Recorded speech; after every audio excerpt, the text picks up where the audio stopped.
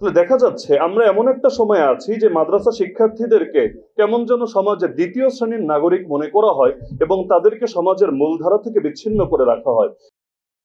আমরা এমন একটা সময়ে আছি, একজন মানুষ অনার্স মাস্টার্স কমপ্লিট করে ফেলছে কিন্তু কোরআন বিশুদ্ধ করে পড়তে জানছে না।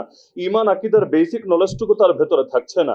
এমনকি যতটুকু জ্ঞানকে ফরজে আইন করে দেওয়া হয়েছে এতটুকু জ্ঞান পর্যন্ত সে রপ্ত করতে পারছে না।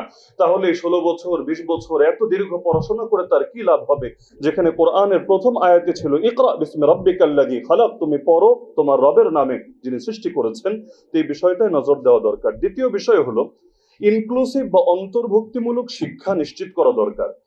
এমন একটা শিক্ষানীতির রূপরেখা তৈরি করা দরকার যেখানে কোনো ধারাকেই অবহেলা করা হবে না। আমাদের বাংলাদেশে 3 ধারা শিক্ষা আছে।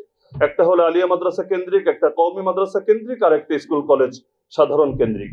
তাহলে দেখা যাচ্ছে আমরা এমন একটা সময়ে আছি যে মাদ্রাসা শিক্ষার্থীদেরকে কেমন যেন সমাজের দ্বিতীয় শ্রেণীর নাগরিক মনে করা হয় এবং তাদেরকে সমাজের মূলধারা থেকে বিচ্ছিন্ন করে রাখা হয়। এই বিপ্লবোত্তর বাংলাদেশে আমরা মনে করি এমন একটা শিক্ষানীতির রূপরেখা তৈরি করা দরকার যেখানে নতুন রাষ্ট্র গঠনে এই মাদ্রাসার শিক্ষার সাথে যারা সম্পৃক্ত রয়েছেন তারাও নিজেদেরকে ফ্রন্ট লাইনার বা অগ্রগামী হিসাবে নিজেদেরকে দেখতে পাবেন এবং এই কনফিডেন্স তারা অনুভব করবেন। এরকম একটা অন্তর্ভুক্তিমূলক শিক্ষাধারা নিশ্চিত করা দরকার। তৃতীয় বিষয় হলো নেতিবাচক ন্যারেটিভ পরিবর্তন করা দরকার। মূলধারার গণমাধ্যম ও সমাজে মাদ্রাসা শিক্ষার্থীদেরকে নিয়ে যে সমস্ত গদবাঁধা এবং নেতিবাচক ধারণা রয়েছে, এই জুলাই পরবর্তী নতুন বাংলাদেশে এগুলোকে ঘুচিয়ে তাদের ভেতরে সঠিক দেশপ্রেম এবং মেধার সঠিক মূল্যায়নটা নিশ্চিত করা দরকার। চতুর্থ বিষয় হলো আমাদের সমাজে সামাজিক একটা দূরত্ব রয়ে গেছে। সাধারণ শিক্ষায় যারা শিক্ষিত আর মাদ্রাসা শিক্ষার যারা শিক্ষিত, এদের ভেতর একটা অদৃশ্য দেয়াল কেমন যেন রয়েছে। এটাকে দূর করার জন্য যৌথ বিতর্ক প্রতিযোগিতা, খেলাধুলা, যৌথ সাংস্কৃতিক বিনিময়, এরকম বিভিন্ন মাধ্যমে তাদেরকে একটা শ্রেণীর ভেতরে নিয়ে আসা দরকার। এর পরবর্তী বিষয় হলো কওমি এবং আলিয়া মাদ্রাসার কারিকুলামটাকে আরো কিভাবে যুগোপযোগী করা যায়, তাদের ধর্মীয় মূল বিষয়টাকে সামনে রেখে পাশাপাশি সমকালীন বিজ্ঞান, তথ্য প্রযুক্তি, গণিত এবং ভাষা শিক্ষা, বিশেষ করে ইংরেজি। কওমি মাদ্রাসা এমন বড় বড় আলেমও বাংলাদেশে আছেন আলহামদুলিল্লাহ, যাদের জ্ঞানটাকে যদি ঠিকভাবে তারা উপস্থাপন করতে পারতেন তাহলেও তারা একজন আন্তর্জাতিক স্কলার হিসেবে বরিত হতে পারতেন। কিন্তু এই ভাষাগত দুর্বলতার কারণে তাদের জ্ঞানটাকে পৃথিবীর সামনে উপস্থাপন করতে পারছেন না। এজন্য দুঃখজনক ভাবে বাংলাদেশে এমন আলেম খুব কমই পাওয়া যায় যারা আন্তর্জাতিকভাবে পরিচিত। এটা তাদের জ্ঞানের দুর্বলতার জন্য না, বরং ভাষাগত দুর্বলতার জন্য। এই বিষয়গুলো কিভাবে দূর করা যায় এদিকেও নজর দেওয়া দরকার। পরবর্তী বিষয় হলো দক্ষতা ভিত্তিক শিক্ষা। আমাদের মাদ্রাসায় যারা শিক্ষা অর্জন করে সকলেই যে ভবিষ্যতে মাদ্রাসার টিচার হবে বা মসজিদের ইমাম হবে এটা তো আবশ্যক না এবং এটা সম্ভব না, এটা হওয়া উচিত না। তো তারা মাদ্রাসা শিক্ষায় শিক্ষিত হওয়ার পরেও তাদের মধ্যে এই পরিমাণ কারিগরি দক্ষতা আসা দরকার এবং এটার জন্য রাষ্ট্রকেই নজর দেওয়া দরকার, যাতে করে প্রতিটা ব্যক্তি সমাজের কোনো না কোনো কাজে আসে এবং তাদের দ্বারা রাষ্ট্র উপকৃত হতে পারে। বিশেষ করে আমি দায়িত্ববোধের সাথে বলতে পারি কওমি মাদ্রাসার ছাত্ররা বিশেষ করে যেই ধরনের প্রশিক্ষণের ভেতর বড় হয় তাদেরকে যে কোনো সেক্টরে যদি কাজে লাগানো হয়, ওই আর্মির লোকগুলা যেমন একটা শৃঙ্খলার ভেতর বড় হওয়ার কারণে তাদের মধ্যে সব ক্ষেত্রে সভ্যতা, ভব্যতা এবং শৃঙ্খলা, মান্যতা অনেক বেশি থাকে, একইভাবে এদেরকেও যে কোনো সেক্টরে কাজে লাগানো হলে তারা এক একজন তারকা হয়ে চমকে যাবে ইনশাআল্লাহ। কিন্তু এজন্য এই কারিগরি ভিত্তিক এবং দক্ষতা ভিত্তিক শিক্ষাটা কিভাবে নিশ্চিত করা যায় এদিকেও নজর দেওয়া দরকার। পাশাপাশি সনদ বিগত সময়ে কওমি মাদ্রাসার শিক্ষা স্বীকৃতি দেওয়া হয়েছে, কিন্তু এখনো এটাকে কিভাবে কার্যকারিতা বৃদ্ধি করা যায় এবং এটাকে উচ্চশিক্ষা এবং দেশের বাহিরেও শিক্ষা এবং চাকরি বাকরির ক্ষেত্রেও এটার কিভাবে নিশ্চয়তা দেওয়া যায়, এক্ষেত্রে আমরা দেখতে পাচ্ছি যথাযথ আসলে আমাদের অ্যাক্টিভিটিস নজরে পড়ছে না, বরং গাফলতি রয়েছে, এটাও দূর হওয়া দরকার। পাশাপাশি কওমি মাদ্রাসায় যারা পড়েন তাদের সামাজিক এবং রাষ্ট্রীয় দর্শনের অন্তর্ভুক্তি তাদের ভেতরে হওয়া দরকার। 5 মিনিট হয়নি, 1 মিনিট আছে। বিশেষ করে সমাজবিজ্ঞান, রাষ্ট্রবিজ্ঞান, অর্থনীতি, আন্তর্জাতিক সম্পর্ক, আমি খুবই স্পিডে বলার চেষ্টা করছি, জাস্ট মূল পয়েন্ট গুলো ব্যাখ্যা করার সময় নেই, না হলে এক একটা পয়েন্ট নিয়ে ব্যাখ্যা করতে হবে। জাস্ট মূল পয়েন্টটা অন্তত নজরে আসুক, বিষয়গুলো সামনে আসা দরকার। তাহলে সামাজিক ও রাষ্ট্রীয় দর্শনের অন্তর্ভুক্তি হওয়া দরকার, আর শিক্ষক প্রশিক্ষণটাও নিশ্চিত করা দরকার। বিশেষ করে কওমি মাদ্রাসার যে শিক্ষকরা রয়েছেন আধুনিক শিক্ষাদান পদ্ধতির সাথে অনেকে পরিচিত না। শাসন ছাড়াও কিভাবে বাচ্চাদেরকে পড়া যায়, বিশেষ করে অনেকে নিজের বাচ্চা মাদ্রাসায় দিতে ভয় পায়, কেন যে এত মারা মারবে এদেরকে মনে হয় এখানে আমি দিতে পারবো না বা তারা থাকতে পারবে না। তা আধুনিক শিক্ষাদান পদ্ধতি, মনস্তত্ত্ব এবং তথ্য প্রযুক্তি বিষয়ক নিয়মিত প্রশিক্ষণ নিশ্চিত করা দরকার। পাশাপাশি একটা বিষয় আমি না বললেই না, চাইল্ড প্রোটেকশন পলিসি এবং অভিযোগ সেলটা নিশ্চিত করা দরকার। মাদ্রাসাগুলোতে বিশেষ করে গত 2-1 মাস ধরে পত্র পত্রিকায় প্রতিদিন বিভিন্ন এমন কিছু খবর আসছে যেটা আসলে আমি নামও মুখে নিতে লজ্জাবোধ করছি, কিন্তু এগুলো ব্যাপকভাবে ছড়িয়ে দেওয়া হচ্ছে। আমি মনে করি প্রতিটা মাদ্রাসায় যদি অভিযোগ সেল থাকতো, কমপ্লেন সেল, যেখানে শিক্ষার্থীরা কোনো ভয় ছাড়া, কোনো দ্বিধা সংকোচ ছাড়া নিজেদের যে কোনো পেরেশানির কথা, হয়রানির কথা সেখানে তারা জানাতে পারতো এবং যথাযথ কর্তৃপক্ষের মাধ্যমে এটার স্বাধীন তদন্ত হতো, ব্যবস্থা হতো, এটা আসলে এই দেশের জন্য অত্যন্ত কল্যাণকর হতো এবং আলেম সমাজের ইজ্জত রক্ষার জন্য এটা ব্যাপক ভূমিকা রাখতো। পাশাপাশি আধুনিক ব্যবস্থা, আবাসিক ব্যবস্থাটার একটু আধুনিকায়ন করা দরকার। আমাদের দেশে বিশেষ করে কওমি মাদ্রাসায় যে আবাসিক ব্যবস্থাটা প্রচলিত আছে, এটা যদি আধুনিকায়ন না করা হয় তাহলে সেই ক্ষেত্রে কিছু জটিলতা থাকবে। আর সর্বশেষ দুটো পয়েন্ট আমি বলে শেষ করছি।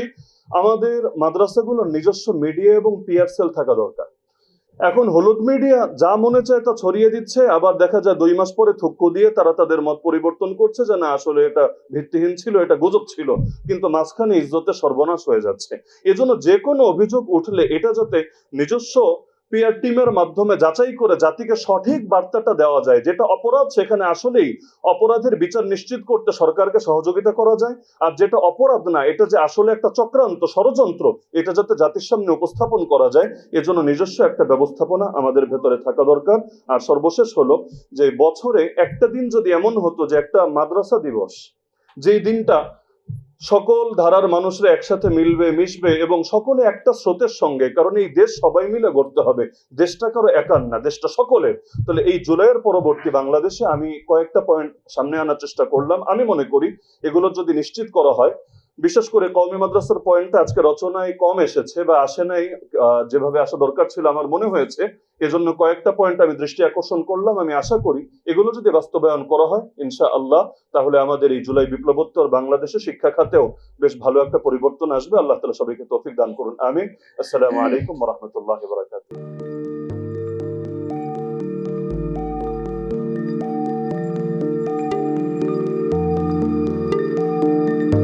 পহেলা জানুয়ারি 2026 ইউটিউব জার্নালিজমের অগ্রদূত changeTV.press সংগ্রাম মুখর 7 বছর পেরিয়ে পা রাখলো গৌরবান্বিত 8 বছরে। এই আনন্দ প্রহরে সবাইকে নিরন্তর শুভেচ্ছা।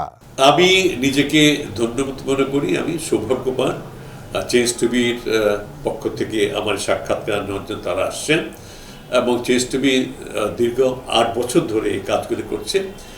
আমি তারা অনেক ভালো কাজ করেছেন, দেশের মানুষের সুখ দুঃখের কথা প্রত্যক্ষ তুলে ধরছেন।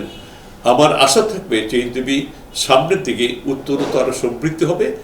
একটাই শুধু আমাদেরকে উপদেশ দিতে চায় তাদের কাছে, সেটা হচ্ছে সত্য কথাটা মানুষের সামনে তুলে ধরা, মানুষের ভিতরে কি চায় তাদেরটা তুলে ধরা, মানুষের প্রত্যাশা তুলে ধরা এবং মানুষের মধ্যে এই যে দেশাত্মবোধটা এবং সত্যবাদীটা, এটা জাগরণ করে চেঞ্জ টিভির সামনের দিকে এগিয়ে যাবে।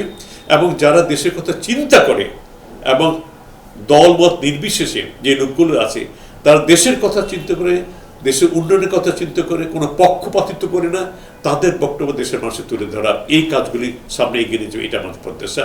অনেক ধন্যবাদ আপনাদেরকে, দেশবাসীকে, দেশবাসী সবাইকে আমি ধন্যবাদ জানাচ্ছি।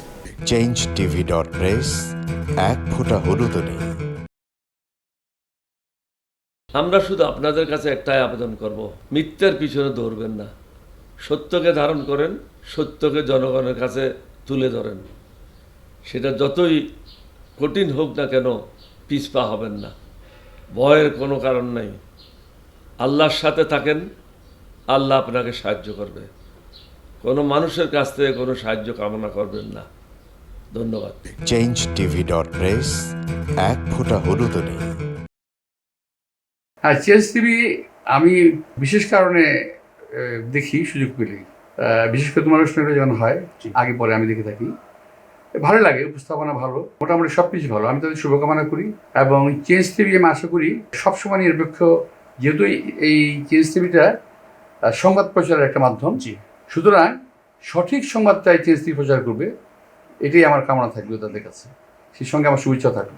changeTV.press এক ফোঁটা হলুদও নেই। সুপ্রিয় দর্শক, এই চেঞ্জ টিভি বিগত 7 বছর ধরে খুবই গুরুত্বপূর্ণ ভূমিকা পালন করছে আমিরুল মোমিনিন মানিক।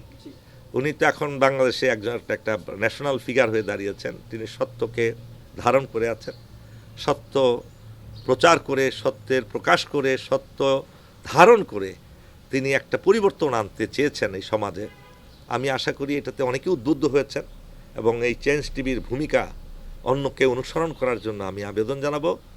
একই সাথে চেঞ্জ টিভির কর্তৃপক্ষ এবং দর্শক শ্রোতাকে আমার ব্যক্তিগত দোয়া এবং শুভেচ্ছা রইল। changetv.press, এক ফোঁটা হলুদ নেই।